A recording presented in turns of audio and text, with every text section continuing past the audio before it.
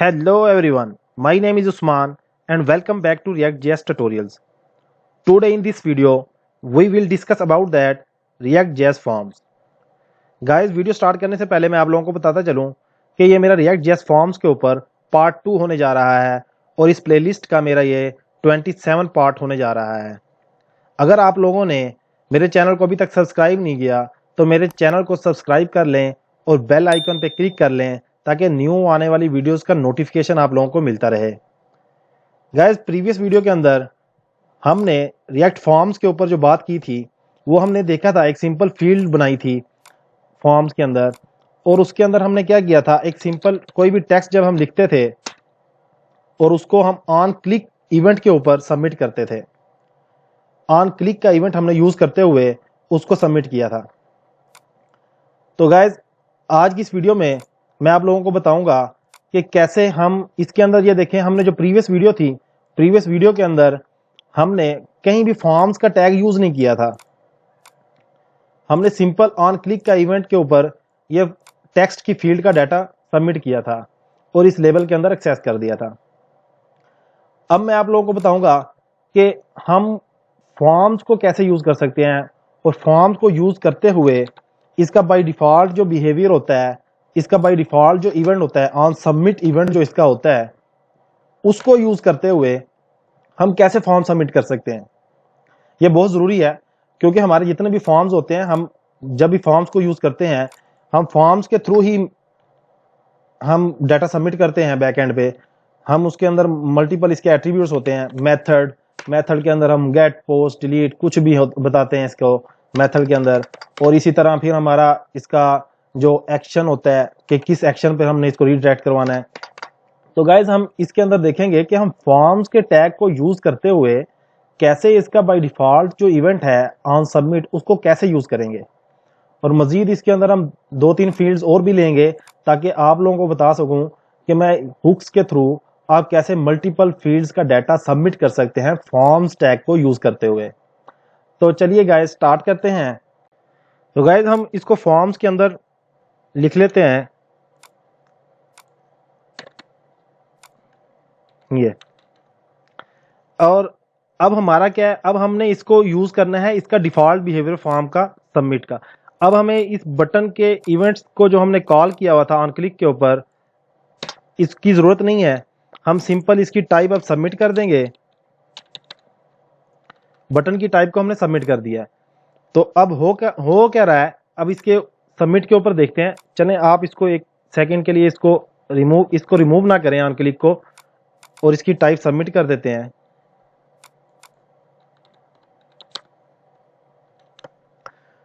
तो इसकी आउटपुट देख लेते हैं।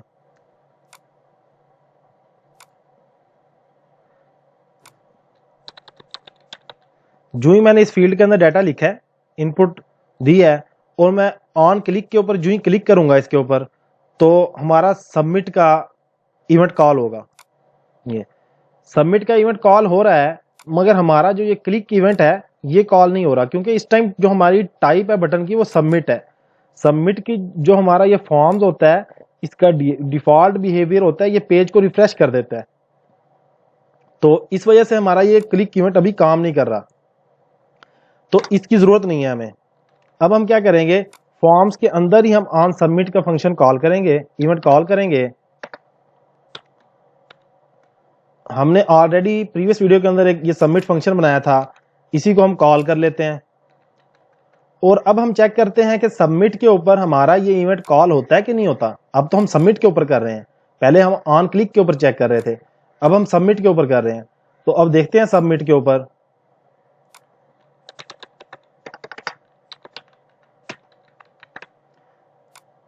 ये पेज को दोबारा इसने रिफ्रेश करके एम्प्टी कर दिया। ये फॉर्म्स का एक डिफॉल्ट बिहेवियर है, इसको हमने रोकना है। तो इसको हम कैसे रोक सकते हैं, आपको पता है, आप लोग ऑलरेडी जानते हैं कि जब भी हम सबमिट करते हैं तो हमारा एक ऑब्जेक्ट पास हो जाता है जो हम इधर फैच कर लेते हैं। तो इस तरह हमारा एक ऑब्जेक्ट आ रहा है, इस ऑब्जेक्ट के अंदर हम इसका फॉर्म्स का डिफॉल्ट बिहेवियर खत्म करेंगे। तो E dot default E dot prevent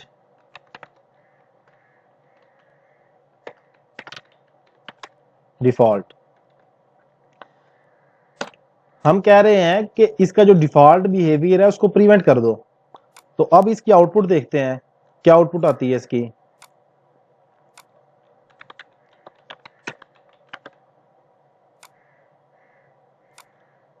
अभी भी इसकी आउटपुट नहीं आई। हमने इसके स्पेलिंग गलत लिखे हैं। अब चेक करते हैं।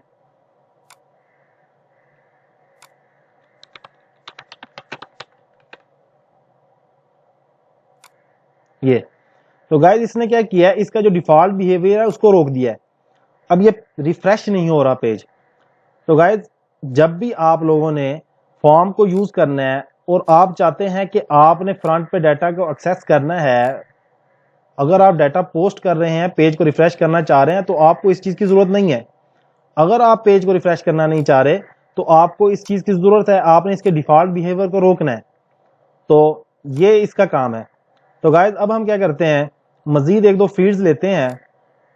अब आप देखें कि मैंने क्या किया है, एक सिंपल सा ऑन सबमिट के ऊपर, ये ऑन सबमिट के ऊपर हमने ये सबमिट का फंक्शन कॉल किया है और इसके ऊपर हमने क्या किया है, स्टेट को अपडेट किया है। ये अपडेटेड सबमिट टेक्स्ट है, जो उसका करंट टेक्स्ट कहां से आ रहा है, ये इनपुट फील्ड के अंदर हमारा टेक्स्ट जो हमने दिया हुआ है वो इधर से उठाता है। वो उठाने के बाद इसकी स्टेट को करंट के अंदर दे देता है, हमें करंट टेक्स्ट हमें इधर मिल जाता है। इधर मिलने के बाद हम उसको यहाँ पे प्रिंट करवा देते हैं। तो गाइज अगर हमारे पास, अब ये देखें हम दो स्टेट को यूज कर रहे हैं। एक स्टेट जो यूज कर रहे हैं हम इसके इस इवेंट को इनपुट फील्ड के ऊपर हमने ऑन चेंज इवेंट को यूज करते हुए किया हुआ है। अगर मैं ऑन चेंज इवेंट यूज नहीं करता, आप लोगों को पहले ही इसके बारे में बता चुका हूं मैं, अगर मैं इसको खत्म करता हूं तो ये हमारी फील्ड रीड ओनली होती है, इसको डायरेक्ट वो यूज नहीं करने देता, मुझे इसके अंदर वैल्यू पास नहीं करेगा। ये रिएक्ट के अंदर मैंने आप लोगों को पहले ही बताया।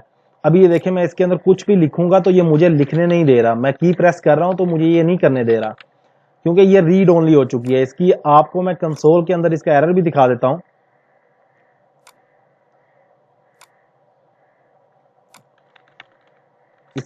इसको रिफ्रेश करते हैं, ये देखें इसका एरर आ रहा है, वार्निंग आ रही है, you provided a value prop to form field without an on change. वो कहता है ऑन चेंज हैंडलर के बगैर आप इसको मैनेज नहीं कर सकते, इसको हैंडल नहीं कर सकते इनपुट फील्ड को, या तो आपको इसकी डिफॉल्ट वैल्यू देनी पड़ेगी।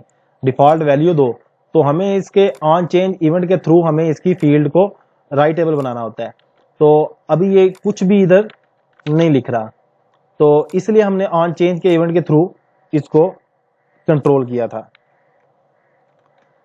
तो हो क्या रहा है, ऑन चेंज का इवेंट जो ही कॉल होता है तो हम क्या करते हैं, उसकी जो करंट वैल्यू होती है, उसकी करंट वैल्यू आप किसी भी उसके एट्रीब्यूट को एक्सेस कर सकते हैं, इसके टाइप को एक्सेस कर सकते हैं, इसके प्लेस होल्डर को एक्सेस कर सकते हैं। फॉर एग्जांपल जिस तरह इधर आप देखें, ये इधर ही देख लें आप, टारगेट डॉट प्लेस होल्डर भी मुझे यहाँ पे एक्सेस हो सकता है इसका। इसका मुझे कुछ भी, यानी कि इसके जितने भी एट्रीब्यूट्स है मैं एक्सेस कर सकता हूँ, इसकी टाइप भी एक्सेस कर सकता हूँ। तो इस तरह हमने इसकी वैल्यू को एक्सेस किया हुआ है। वैल्यू को एक्सेस करने के बाद हम ये एक स्टेट बनाई थी हमने, इस स्टेट को अपडेटेड टेक्स्ट जो हम टाइप करते हैं वो इसको पास कर देते हैं और वो हमें करंट स्टेट में मिल जाता है। जो ही मिलता है वो हम इसकी वैल्यू इधर अपडेट करवा देते हैं। और सबमिट के ऊपर क्या होता है, हमारे पास करंट वैल्यू मिल रही होती है, हम करंट वैल्यू पास कर देते हैं न्यू स्टेट को और वो हमें इसके अंदर वापसी रिटर्न कर देती है ये सबमिट टेक्स्ट के अंदर। तो गाइज अब ये देखें कि हमने एक इनपुट फील्ड को यूज करते हुए दो स्टेट्स को डिफाइन किया है, दो स्टेट्स को इनिशियलाइज किया है। आप देखें कि अगर मैं आपको इसकी आउटपुट दिखाता हूं, पहले हम इसकी कंसोल के अंदर जाके इसकी आउटपुट देखें। इधर हमने एक कंपोनेंट इसकी, हमने एक रिएक्ट की एक्सटेंशन यूज की थी, आई थिंक हमने क्रूम के ऊपर यूज की थी। हम इसको कॉपी कर लेते हैं, क्रूम के अंदर हम देख लेते हैं। क्रूम के अंदर मैंने एक एक्सटेंशन इंस्टॉल की थी, ये आप लोगों को ऑलरेडी मैं बता चुका हूं प्रीवियस वीडियो के अंदर।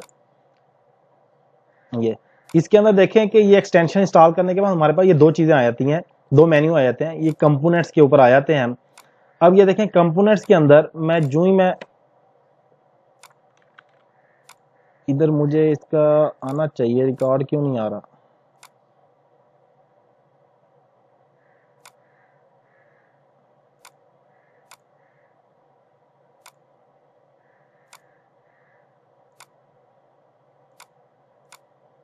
ये इसके ऊपर क्लिक नहीं था।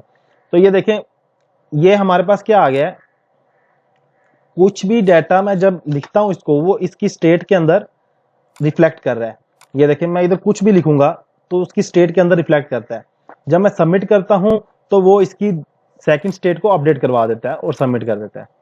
तो गाइस ये देखें, हमने दो स्टेट को यूज किया है। फर्स्ट टाइम जब मैं कोई भी टाइप करता हूं कोई चीज, तो वो हमारी ये स्टेट को इनिशियलाइज करता है, करंट टेक्स्ट जो कि हमारी इधर वैल्यू मिल जाती है। उसके बाद क्या होता है, जब मैं सबमिट करता हूं, सबमिट के बाद वो इस स्टेट को अपडेट कर देता है। तो अब मैं क्या करता हूं, अगर फॉर एग्जांपल यहां पे मैं एक और फील्ड ले लेता हूं, इसी को कॉपी करते हैं। कॉपी करने के बाद इसकी टाइप भी टेक्स्ट रख देते हैं, इसको जरा मार्जिन टॉप दे देते हैं और इसका ऑन चेंज इवेंट हम इसको चेंज कर देते हैं, इसको ऑन चेंज इवेंट 2 कर देते हैं और ये करंट टेक्स्ट भी हम 2 कर देते हैं। तो गाइज अब हमने इसको भी कंट्रोल करना है, इस फील्ड को भी हमने कंट्रोल करना है, अदरवाइज ये हमें एरर दे रहा है। ये एरर दे रहा है कि आपने ये चीजें यूज कर ली हैं, इसको यूज आपने डिफाइन कर दी है, यूज नहीं कर रहे, नॉट डिफाइन, यूज कर ली है डिफाइन नहीं कर रहे।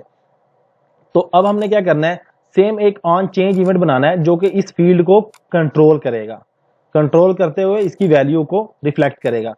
तो अब क्या करेंगे, हम सिंपल एक इधर हम ले लेते हैं कॉन्स्ट,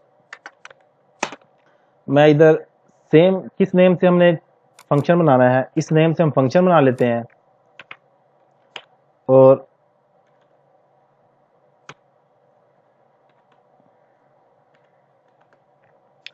हमने क्या करना है, स्टेट को अपडेट करवाना है।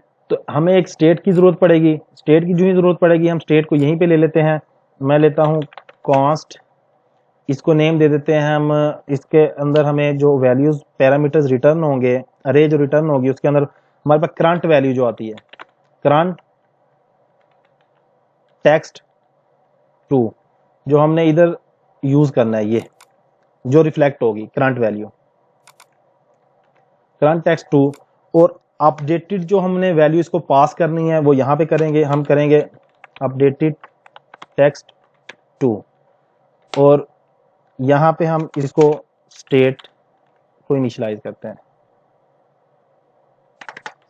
यूज स्टेट, इसकी इनिशियलाइज वैल्यू हम एम्प्टी स्ट्रिंग कर देते हैं।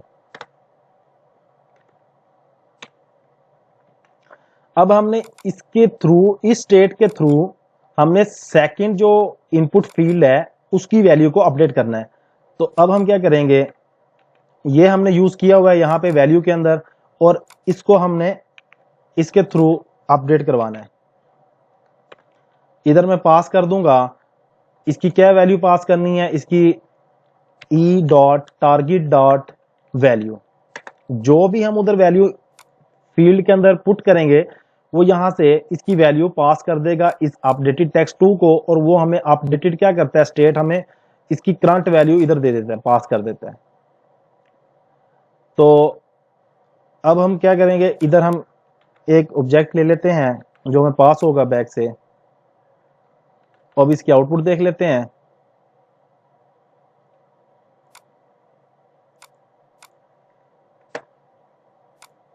आप देखें गाइस, अब मेरे पास कितनी स्टेट्स आ गई हैं, 3 स्टेट्स आ गई हैं, 3 स्टेट्स आ गई हैं।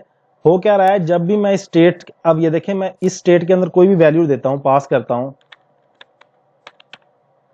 तो ये स्टेट रिफ्लेक्ट हो रही है। अब सेकंड स्टेट को देखते हैं, ये देखें ये सेकंड स्टेट है, ये रिफ्लेक्ट हो गई है। अब मैं जो ही सबमिट करूंगा तो मेरी ये स्टेट अपडेट हो जाएगी, ये स्टेट मेरी अपडेट होगी ये फर्स्ट फील्ड के साथ। फर्स्ट फील्ड के साथ इसलिए होगी कि मैंने सबमिट के ऊपर जस्ट और जस्ट मैंने सिर्फ फर्स्ट फील्ड का डाटा पास किया हुआ है, स्टेट को अपडेटेड डाटा। तो अब हमें क्या करना पड़ेगा, हमें सेकंड फील्ड का डाटा भी उस सबमिट फंक्शन के अंदर, सबमिट इवेंट के अंदर पास करना पड़ेगा, ताकि दोनों को मैं जब सबमिट करूं तो दोनों को मुझे अपडेटेड वैल्यू दोनों की मुझे स्टेट में मिले। तो उसके लिए क्या करना पड़ेगा, अब ये देखें कि जो ही मैं सबमिट फंक्शन कॉल करता हूं, सबमिट फंक्शन कॉल करने के ऊपर मैं उसको जो करंट टेक्स्ट पास कर रहा हूं वो फर्स्ट फील्ड का करंट टेक्स्ट है, फर्स्ट फील्ड की वैल्यू है। अब इसी तरह मुझे सेकंड फील्ड की वैल्यू भी पास करनी पड़ेगी सबमिट इवेंट के ऊपर। तो होगा क्या कि मैंने जब सबमिट इवेंट के अंदर सेकंड वैल्यू पास करनी है, सेकंड फील्ड की वैल्यू, तो मुझे एक और स्टेट लेनी पड़ेगी, एक और स्टेट डिफाइन करनी पड़ेगी। तो उसको मैं क्या कर लेता हूं, जस्ट इसको कॉपी कर लेता हूं। अब होगा क्या, इसको मैं नाम दे देता हूं कोई भी, अपडेट सबमिटेड टेक्स्ट 2 कर देते हैं इसको। ये हमारी अपडेटेड वैल्यू लेता है और उसको अपडेट करवा के करंट में पास कर देता है, तो करंट वैल्यू को दे देता है। इसके अंदर हमें वैल्यू मिल जाती है करंट वैल्यू। तो अब हम क्या करेंगे, इसको कॉल करेंगे, ये मैं कॉल करूंगा इसको, और इसके अंदर मैंने कौन सी सेकंड फील्ड का डाटा पास करना है, सेकंड फील्ड की वैल्यू पास करनी है। वो क्या है, वो ये है। सबमिट के ऊपर मैंने अब सेकंड फील्ड की वैल्यू भी पास कर दी इसको। जो ही मैंने सबमिट किया, ये वाली जो स्टेट है ये फर्स्ट फील्ड का डाटा लेके जाएगी और अपडेट करवाएगी, और ये सेकंड जो है ये सेकंड फील्ड का डाटा लेगी और अपडेट करवा देगी। और मुझे कहाँ मिल जाएगा सेकंड का, इधर मुझे इसका नाम चेंज कर देता हूँ, 2 कर देता हूँ, और इस सबमिट टेक्स्ट को मैं यूज कर लेता हूँ लेबल के अंदर, और इसको भी, ये ऑलरेडी यूज हो रहा है लेबल के अंदर क्योंकि ये हमारा अपडेट हो रहा था और हमें शो हो रहा था। और इसको भी अब मैं जावास्क्रिप्ट एक्सप्रेशन के अंदर सेकंड को भी अपडेट करवा देता हूँ। अब क्या होगा, मैं जो ही सबमिट करूंगा तो करंट टेक्स्ट और ये करंट टेक्स्ट 2 फर्स्ट फील्ड और सेकंड फील्ड दोनों हमारी सबमिट होंगी, मगर दोनों के लिए अलग अलग स्टेट मैंने डिफाइन की हैं। तो अब ये देख लेते हैं इसकी आउटपुट। मैं इधर कुछ भी टाइप करता हूं, ट्यूटोरियल्स, और यहां पे मैं टीच लिखता हूं। ये देखें आप, एक स्टेट ने ये डाटा इनिशियलाइज कर दिया, रिफ्लेक्ट कर दिया, एक ने ये रिफ्लेक्ट कर दिया इस स्टेट के अंदर। अब एक स्टेट जो यूज हो रही है वो हो रही है फर्स्ट फील्ड के लिए सबमिट के लिए, और एक स्टेट यूज हो रही है सेकंड फील्ड की सबमिशन के लिए। मैं जो ही सबमिट करूंगा, इसकी रिफ्लेक्शन देख लेते हैं। ये आप देखिए मेरे पास डाटा यहाँ पे भी आ गया है, सबमिट किया है हमने, जो ही इस लेबल के अंदर भी अपडेट हो गया है और यहाँ पे भी अपडेट हो गया है। तो गाइज आई होप आप लोगों को ये वीडियो पसंद आई होगी। गाइज हो क्या रहा है कि इसके अंदर हमें मल्टीपल स्टेट्स यूज करनी पड़ रही हैं। अगर आपके पास काफी ज्यादा फील्ड्स हो फॉर्म्स के अंदर, तो आप क्या मल्टीपल स्टेट्स को यूज करेंगे, तो ये बहुत कम्प्लेक्स हो जाएगा और बहुत डिफिकल्ट हो जाएगा। तो ये कम्प्लेक्सिटी को खत्म करने के लिए मैं अपनी न्यू वीडियोस के अंदर आप लोगों को बताऊंगा कि हम कैसे एक ही स्टेट को यूज करते हुए मल्टीपल फील्ड्स का डाटा सबमिट कर सकते हैं। तो गाइज आई होप आप लोगों को मेरी ये वीडियो पसंद आई होगी। अगर आप लोगों को मेरी ये वीडियो पसंद आई है तो मेरे चैनल को सब्सक्राइब करें और शेयर करें। Thanks for watching.